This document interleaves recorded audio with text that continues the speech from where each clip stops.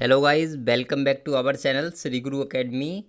Today we are discuss in this video CDP pedagogy for CTET 2020 and other teaching exam. दोस्तों आज हम बात करने वाले हैं सभी शिक्षक भर्ती के लिए सीडीपी के कुछ इंपॉर्टेंट क्वेश्चंस और दोस्तों बहुत ही टफ लेवल के क्वेश्चंस होने वाले हैं।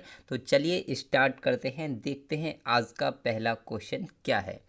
तो ये रहा दोस्तों आपकी स्क्रीन पर। जी हाँ, तो सबसे पहले यहाँ पर देखते हैं दोस्तों, अपने चिंतन में अवधारणात्मक परिवर्तन लाने हेतु शिक्षार्थियों को सक्षम बनाने के लिए शिक्षक को क्या करना चाहिए। उन बच्चों को पुरस्कार देना चाहिए जिन्होंने अपने चिंतन में परिवर्तन किया है। बच्चों को स्वयं चिंतन करने के लिए हतोत्साहित करना चाहिए और उनसे कहना चाहिए कि वे शिक्षिका को सुने और उनका अनुपालन करें। व्याख्यान के रूप में व्याख्या प्रस्तुत करनी चाहिए या फिर स्पष्ट और आश्वस्त करने वाली व्याख्या देनी चाहिए तथा शिक्षार्थियों के साथ चर्चा करनी चाहिए। जी हाँ, बताएं। अगर हमें अपने चिंतन में अवधारणात्मक परिवर्तन लाने हेतु शिक्षार्थियों को सक्षम बनाने के लिए शिक्षक को क्या करना चाहिए। जी हाँ, कमेंट करें। बहुत ही इम्पोर्टेंट प्रश्न है। जी हाँ, बताएं। उन बच्चों को पुरस्कार देना चाहिए जिन्होंने अपने चिंतन में परिवर्तन किया है। तो पुरस्कार और दंड ये नहीं देना है, मैं आपको हमेशा कहता हूँ, हर बार आपको बताता हूँ, ठीक है। अब बात करते हैं बच्चों को स्वयं चिंतन करने के लिए हतोत्साहित। दोस्तों हतोत्साहित नहीं करना है, उन्हें प्रोत्साहित करना है, ठीक है ना। प्रोत्साहित करना है, हतोत्साहित नहीं करना है। क्वेश्चन में देख सकते हैं आप, ऑप्शन में आपको किस तरीके से डिस्टर्ब किया गया है, समझ रहे हैं ना। व्याख्यान के रूप में व्याख्या प्रस्तुत करनी चाहिए। बच्चे को लेक्चर देते रहिए। क्या लेक्चर देने से वो समझ सकता है? नहीं दोस्तों, उसे क्या करना चाहिए, स्पष्ट और आश्वस्त करने वाली व्याख्या देनी चाहिए तथा शिक्षार्थियों के साथ चर्चा करनी चाहिए। बच्चे के साथ चर्चा करनी चाहिए, उससे बात करनी चाहिए। तो यही आपका राइट आंसर हो जाएगा। Option number D is the right answer, एकदम से सही हो जाएगा। जी हाँ, चलते हैं दोस्तों नेक्स्ट क्वेश्चन पर। जी हाँ, और यहाँ पर आपसे एक चीज़ कहना चाहूँगा यार, एक चीज़ मुझे समझ में नहीं आती कि आप लोग चाहते क्या हैं, यही समझ में नहीं आता। मतलब अगर कोई भी कॉमेडी वीडियो देख लीजिए जिसमें कुछ नहीं करते, वो केवल और केवल कॉमेडी आपको बेवकूफ़ बनाते हैं। एक सपोज दैट एक चैनल का नाम लेना चाहूँगा मैं, कैरी मिनाटी। आप सभी लोगों ने कैरी मिनाटी का नाम सुना है। कुछ नहीं करता, वो सिर्फ और सिर्फ गालियाँ देता है। आप उसको लाइक करते हो, उसको लाइक करते हो, उसको कमेंट करते हो, उसके अगर देखो वीडियो पे लाखों करोड़ों में व्यूज़ आते हैं उसके। क्यों? क्योंकि वो आपको गालियां दे रहा है, आप सुनना चाहते हो भाई। लेकिन यहीं पर मैं हूं या फिर कोई और है जो आपको बहुत अच्छे से पढ़ा रहा है, आपके लाइफ के लिए बहुत अच्छा कर रहा है, तो उस पर आप नहीं रहेंगे, वीडियो स्किप कर देते हैं। देखना ही नहीं है, कभी थोड़ा देखा, कभी ये कभी वो, इसीलिए आप फेल होते हैं।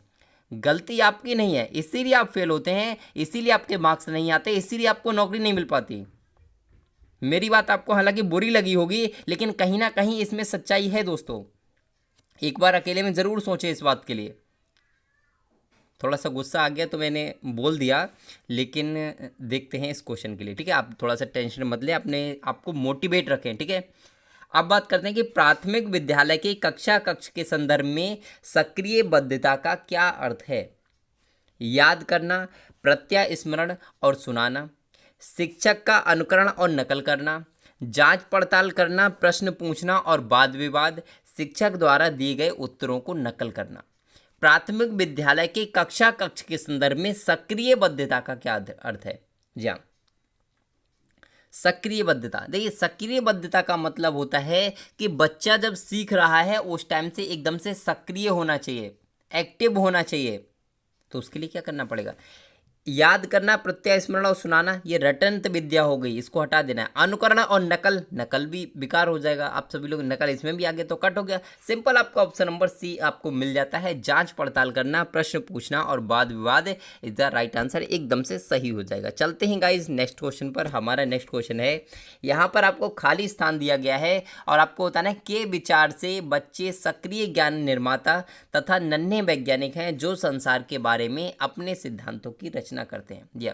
ये प्रश्न आपका पता नहीं दोस्तों कितनी बार आपका एग्जाम में आ चुका है कि बताइए बच्चे को नन्हा वैज्ञानिक और स्वयं ज्ञान का निर्माता किसने बताया है। जी हाँ, कई बार आपका प्रश्न आया है। तो दोस्तों पियाजे ने कहा था, पियाजे ने बच्चे को नन्हा वैज्ञानिक बताया हुआ है। ऑप्शन नंबर डी एकदम से आपका करेक्ट हो जाएगा। और चलते हैं गाइस नेक्स्ट क्वेश्चन पर। जी हाँ, हमारा नेक्स्ट क्वेश्चन है कि बाल केंद्रित शिक्षा शास्त्र का अर्थ है, क्या अर्थ है? बच्चों को नैतिक शिक्षा देना, क्या ये सही है? तो नैतिक शिक्षा देना बाल केंद्रित शिक्षा का अर्थ नहीं है, ठीक है। बच्चों को शिक्षक का अनुगमन और अनुकरण करने के लिए कहना, क्या बच्चा वही काम करेगा जो शिक्षक करेगा? नहीं दोस्तों, हालांकि उसकी जो सही हैबिट्स हैं, गुड हैबिट्स हैं, उनको फॉलो करना चाहिए, लेकिन सारे काम वही नहीं करेगा जो शिक्षक करेगा, ठीक है। बच्चों की अभिव्यक्ति और उनकी सक्रिय भागीदारी को महत्व देना, यही आपका बाल केंद्रित शिक्षा का अर्थ है दोस्तों। या ऑप्शन नंबर सी एकदम से करेक्ट हो जाएगा। बच्चा अगर कुछ कहना चाहता है तो उसको महत्व देना चाहिए कि बेटा बोलो, कोई बात नहीं है, आपने गलत बोला इस बार, कोई बात नहीं, टेंशन नहीं लेना है, आप नेक्स्ट टाइम इससे अच्छा कर सकते हैं। मतलब उसको मोटिवेट रखना है कि बेटा तुम आगे चलकर बहुत अच्छा कर पाओगे, तो वो कोशिश करता रहेगा, ठीक है। ऑप्शन नंबर सी एकदम से करेक्ट हो जाएगा। चलते हैं गाइस नेक्स्ट क्वेश्चन पर। हमारा नेक्स्ट क्वेश्चन है, जटिल परिस्थिति को संसाधित करने में शिक्षक बच्चों की सहायता कर सकता है, किस प्रकार से? प्रतियोगिता को बढ़ावा देकर और सबसे पहले कार्य पूरा करने वाले बच्चों को पुरस्कार देकर, पुरस्कार आया तुरंत काट दीजिए, दंड और पुरस्कार कभी भी नहीं लगाना है। ऑप्शन नंबर बी, कोई भी सहायता ना देकर जिससे बच्चे अपने आप निर्वाह करना सीखे। देखिए, अगर बच्चे को अगर आप कोई भी सहायता नहीं देंगे तो क्या वो आगे बढ़ सकता है? नहीं दोस्तों, सहायता तो आपको करनी पड़ेगी, सहायता तो आपको करनी पड़ेगी, गलत हो जाएगा। उस पर एक भाषण देकर, भाई स्पीच देने से क्या होने वाला है? कुछ नहीं। ऑप्शन नंबर सी भी एकदम से गलत है। ऑप्शन नंबर डी सही हो जाएगा कि कार्य को छोटे हिस्सों में बांटने के बाद निर्देश लिखकर। कोई भी कार्य है बच्चा नहीं कर पा रहा है, उसको इस प्रकार से समझाना है कि बेटा इस कार्य को आप थोड़ा थोड़ा करके अगर कर लें, मान लीजिए हमने एक पेज का अगर बच्चे को काम दिया तो वो एक बार में एक पेज नहीं याद कर पा रहा है, तो हम उससे कहेंगे बेटा पहले 4 लाइन याद कर लो, जब वो याद हो जाए तो उसके बाद अगली 4 लाइन याद कर लो, जब वो याद हो जाए तो अगला याद कर लो। इस टाइप से थोड़ा थोड़ा करके आप याद करोगे और याद हो जाएगा दोस्तों, ठीक है। चलते हैं नेक्स्ट क्वेश्चन पर। हमारा नेक्स्ट क्वेश्चन है दोस्तों, शिक्षार्थियों से यह अपेक्षा करना कि वे ज्ञान को उसी रूप में पुनः प्रस्तुत कर देंगे जिस रूप में उन्होंने उसे ग्रहण किया है। जी हाँ, शिक्षार्थियों से यह अपेक्षा करना कि वे ज्ञान को उसी रूप में पुनः प्रस्तुत कर देंगे जिस रूप में उन्होंने उसे ग्रहण किया है, यह अच्छा है क्योंकि यह शिक्षक के लिए आकलन में सरल है। क्या इससे आकलन किया जा सकता है? तो मेरे हिसाब से ये वाला एकदम से गलत होना चाहिए, और ये गलत ही होगा दोस्तों। गलत क्यों होगा? क्योंकि ये अच्छा है, नहीं है दोस्तों। समझिए इस प्रश्न के लिए, क्योंकि बच्चा अगर मान लीजिए किताब से जो पढ़ा और क्या वही छापेगा? नहीं दोस्तों, गलत है, ये अच्छा नहीं है। एक प्रभावी आकलन युक्ति है, गलत। समस्यात्मक है क्योंकि व्यक्ति अनुभवों की व्याख्या करते हैं और ज्ञान को ज्यों का त्यों पुनः उत्पादित नहीं करते हैं। ऑप्शन नंबर सी एकदम से दोस्तों करेक्ट हो जाएगा, बिल्कुल सही होगा। क्यों? क्योंकि आप सभी लोग जानते हैं, यदि मैं आपसे कहता हूं कि आपने आज जो पढ़ा है सेम कल उसको कॉपी पे लिखना है, क्या आप वैसा ही लिखेंगे? नहीं। अगर आप वैसा लिखते हैं तो आपकी समस्यात्मक स्थिति है दोस्तों, क्योंकि आप रट्टा मार प्रणाली को बिल्कुल छापने की कोशिश कर रहे हैं। तो ऑप्शन नंबर सी एकदम से सही हो जाएगा। चलते हैं दोस्तों नेक्स्ट क्वेश्चन पर। हमारा नेक्स्ट क्वेश्चन है कि विकास की गति एक व्यक्ति से दूसरे व्यक्ति में भिन्न होती है किंतु यह एक नमूने का अनुगमन करती है। कौन से नमूने का अनुगमन करती है? क्या यह एड़ी से चोटी, अव्यवस्थित, अप्रत्याशित, क्रमबद्ध और व्यवस्थित? तो यहाँ पर अगर हम इस प्रश्न की बात करते हैं तो आप अव्यवस्थित और अप्रत्याशित इन दोनों को तो आप तुरंत काट दीजिए, क्योंकि इनसे इनका कोई भी रिलेशन नहीं है। विकास की गति एक व्यक्ति से दूसरे व्यक्ति में भिन्न होती है किंतु यह एक ऐसे नमूने का अनुगमन करती है जो कि क्रमबद्ध और व्यवस्थित होता है दोस्तों। ऑप्शन नंबर डी एकदम से करेक्ट होगा। जी हाँ, ऑप्शन नंबर डी करेक्ट होगा दोस्तों, डी करेक्ट होगा। चलते हैं गाइस नेक्स्ट क्वेश्चन पर। हमारा नेक्स्ट क्वेश्चन है, विकास के लिए निम्नलिखित में से कौन सा एक उचित है? जी हाँ, विकास के लिए निम्नलिखित में से कौन सा एक उचित है? विकास जन्म के साथ प्रारंभ होता है और समाप्त होता है।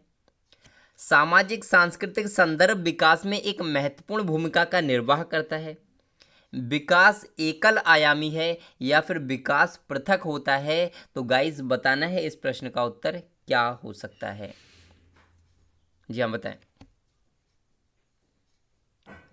बताएं दोस्तों। विकास जन्म के साथ प्रारंभ होता है और समाप्त होता है। क्या जन्म के साथ प्रारंभ तो होता है, क्या तभी समाप्त हो जाता है? नहीं दोस्तों, ठीक है, गलत हो जाएगा। यहाँ पे थोड़ा सा इन्होंने मिस कर दिया, यहाँ पे लिखना चाहिए था इनको इसके बारे में, तब सही हो सकता था।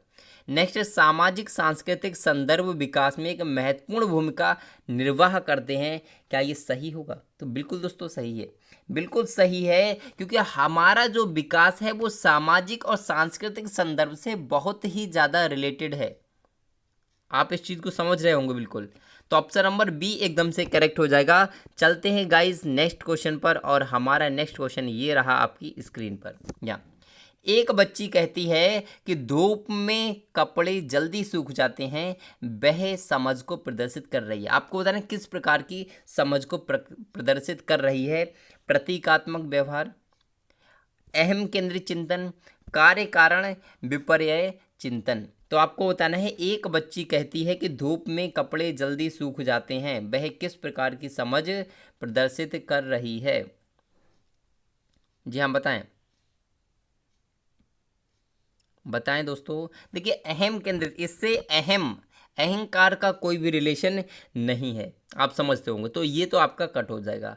अगर हम इस प्रश्न की बात करते हैं तो वह समझ रही है कि कपड़े क्यों सूख रहे हैं, तो इसका कारण उसने जाना कि धूप की वजह से सूख रहे हैं। तो यानी कि कार्य और कारण, ये ऑप्शन नंबर सी एकदम से आपका करेक्ट हो जाएगा दोस्तों। ठीक है, आप समझ गए होंगे इस प्रश्न के लिए। चलते हैं गाइस नेक्स्ट क्वेश्चन पर, और हमारा नेक्स्ट क्वेश्चन है कि वाइगोत्स्की के अनुसार बच्चे सीखते हैं, कब सीखते हैं? जब उन्हें पुनर्वलन प्रदान किया जाता है, परिपक्व होने से सीखते हैं, अनुकरण करने से सीखते हैं, या फिर वयस्कों और समवयस्कों के साथ परस्पर क्रिया से सीखते हैं?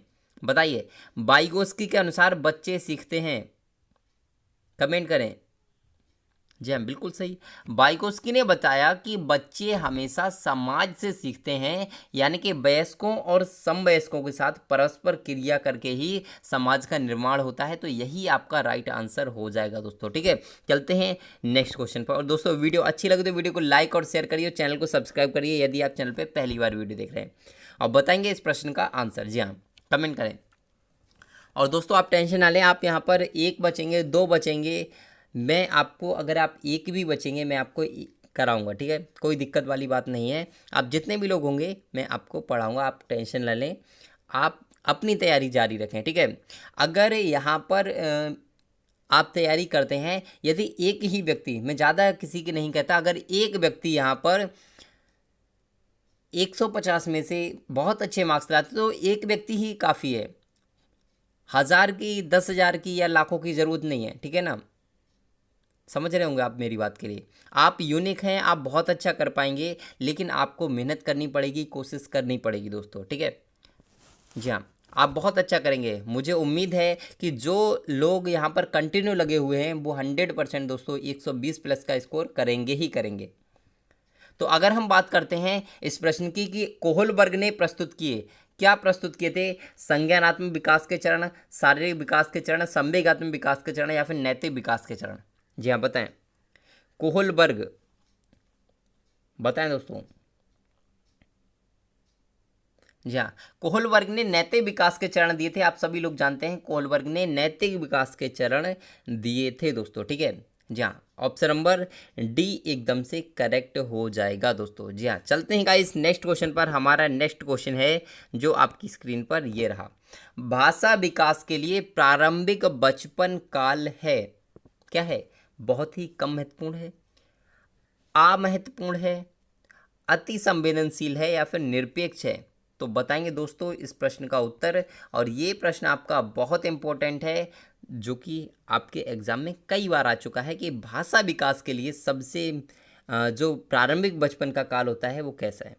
तो अगर हम इस प्रश्न की बात करते हैं दोस्तों, तो भाषा विकास के लिए प्रारंभिक बचपन का जो काल है वो आपका अति संवेदनशील है।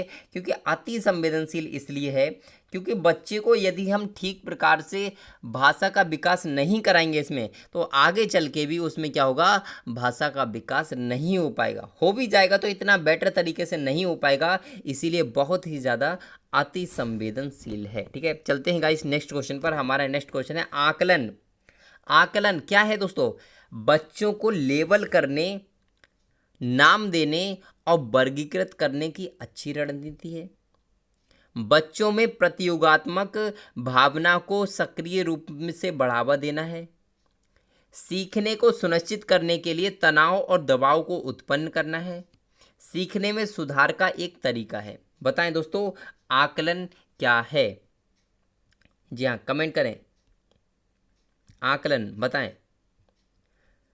तो गाइस, अगर हम आकलन की बात करते हैं तो बच्चों को लेबल करने, नाम देने और वर्गीकृत करने की अच्छी रणनीति है। एकदम से दोस्तों सही हो जाएगा। नहीं होगा दोस्तों, आप थोड़ा सा दिमाग लगाइए, नहीं होगा, ये गलत होगा। गलत क्यों होगा दोस्तों? क्योंकि आकलन से अगर हम वर्गीकृत कर देंगे बच्चे को, मान लीजिए जो इंटेलिजेंट बच्चे हैं उनको अलग कर दिया और जो थोड़े से वीक हैं उनको अलग कर दिया, तो उससे क्या होगा, बच्चे सोचेंगे अरे मुझे अलग किया गया, इसमें कुछ ना कुछ मेरे में कमी है, ये वो बहुत सारी चीज़ें अपने माइंड में सोचने लग जाएंगे। तो इससे क्या होगा, उनके मन में कहीं ना कहीं हीन भावना पैदा हो जाएगी। तो ऑप्शन नंबर बी की बात करते हैं, बच्चों में प्रतियोगात्मक भावना को सक्रिय रूप से बढ़ावा देना। क्या आकलन प्रतियोगिता को बढ़ावा देता है? नहीं, उससे उसका कोई रिलेशन नहीं है। ठीक है, आकलन से देखिए प्रतियोगिता के द्वारा आकलन किया जा सकता है, लेकिन बढ़ावा देता है ये गलत है। ठीक है, सीखने को सुनिश्चित करने के लिए तनाव और दबाव को उत्पन्न करना। तनाव दबाव बिल्कुल गलत है दोस्तों, नेगेटिव पॉइंट है, एकदम से गलत हो जाएगा। ऑप्शन नंबर डी एकदम से राइट आंसर हो जाएगा। चलते हैं गाइस नेक्स्ट क्वेश्चन पर। हमारा नेक्स्ट क्वेश्चन ये रहा आपकी स्क्रीन पर। एक बच्चा जो आंशिक रूप से देख सकता है, एक बच्चा जो आंशिक रूप से देख सकता है बिना किसी विशेष प्रावधान के, उसे नियमित विद्यालय में डालना चाहिए। बताएं, अगर वह आंशिक रूप से देख सकता है तो उसे बिना किसी विशेष प्रावधान के नियमित विद्यालय में डालना चाहिए। क्या ये सही है? गलत है। उसे प्रावधान के साथ, अगर आंशिक रूप से, आंशिक रूप का मतलब होता है कम देख पाता है, तो उसे क्या करना चाहिए, नियमित विद्यालय में डालना चाहिए, लेकिन विशेष प्रावधान के साथ। बिना विशेष प्रावधान, ये बिना जो हाँ आ गया इसीलिए इसने गलत कर दिया, वैसे ये राइट आंसर हो सकता था। ठीक है, उसे शिक्षा नहीं देनी चाहिए क्योंकि वह उसके किसी काम नहीं आई है। अरे भाई, अगर मान लीजिए कम दिखाई देता है, क्या वह शिक्षा पाने का अधिकारी नहीं है? है दोस्तों, बिल्कुल है, यानी कि नेगेटिव पॉइंट है, तुरंत काट दीजिए। उसे अलग संस्थान में डालने की आवश्यकता है। उसे जब आप अलग कर देंगे तो कहीं ना कहीं बच्चे में फिर से हीन भावना पैदा होगी कि मुझे अलग क्यों किया गया, क्या मैं इनसे अलग हूँ, मेरे में क्या कमी है जो मुझे अलग किया जा रहा है। तो ये आपका गलत हो जाएगा। ऑप्शन नंबर डी एकदम से करेक्ट हो जाएगा कि विशेष प्रावधान करते हुए उसे नियमित विद्यालय में रखना। जी हाँ, देखिए ये दोनों आपके ऑप्शन एक ही जैसे हैं, ए और डी दोनों आपके जो ऑप्शन है एक ही जैसे हैं, लेकिन ए में आपका बिना लिखा हुआ है इसीलिए आपका गलत था। ठीक है ना, उसे विशेष प्रावधान के साथ नियमित विद्यालय में भेजना चाहिए। देखिए विशेष प्रावधान क्या होता है, जैसे उसे नियमित विद्यालय में तो भेजना चाहिए, लेकिन उसे कुछ एक्स्ट्रा टाइम देना चाहिए, उसे कुछ एक्स्ट्रा युक्तियों का प्रयोग करना चाहिए, अलग तरीके से सिखाना चाहिए। तो इस प्रकार से उसे विशेष प्रावधान देकर बच्चे को प्रोन्नत किया जा सकता है, उसे डेवलप किया जा सकता है। ठीक है, चलते हैं नेक्स्ट क्वेश्चन पर। हमारा नेक्स्ट क्वेश्चन है, निम्नलिखित में से कौन सा एक आधारभूत सहायता का उदाहरण है? आधारभूत सहायता का उदाहरण है कौन सा, बताना है। अनुमोदन और संकेत देना तथा नाजुक स्थितियों पर प्रश्न पूछना होने, शिक्षार्थियों को प्रेरित करने वाले भाषण देना, प्रश्न पूछने को बढ़ावा दिए बिना स्पष्टीकरण देना। ये तो आपका गलत हो जाएगा। जी हाँ, ये तो आपका गलत हो जाएगा क्योंकि इसमें कहा है कि प्रश्न पूछने को बढ़ावा दिए बिना स्पष्टीकरण देना। प्रश्न पूछने को बढ़ावा देना है दोस्तों, लेकिन इसमें बिना आ गया तो ये गलत कर दिया इसने। मूर्त और दोनों मूर्त और अमूर्त उपहार आ गया, काट दीजिए तुरंत। अब आपके दो ऑप्शन बचते हैं। शिक्षार्थियों को प्रेरित करने वाले भाषण देना, क्या उससे होने वाला है? प्रेरित करने वाले भाषण हालांकि ठीक होते हैं, लेकिन हमें सहायता देनी है। ठीक है ना। तो हमें ऑप्शन नंबर ए एकदम से करेक्ट हो जाए कि अनुबोधन और संकेत देना तथा नाजुक स्थितियों पर प्रश्न पूछना, ये आपका एकदम से राइट आंसर हो जाएगा। ये आपका उदाहरण है आधारभूत सहायता का, ठीक है।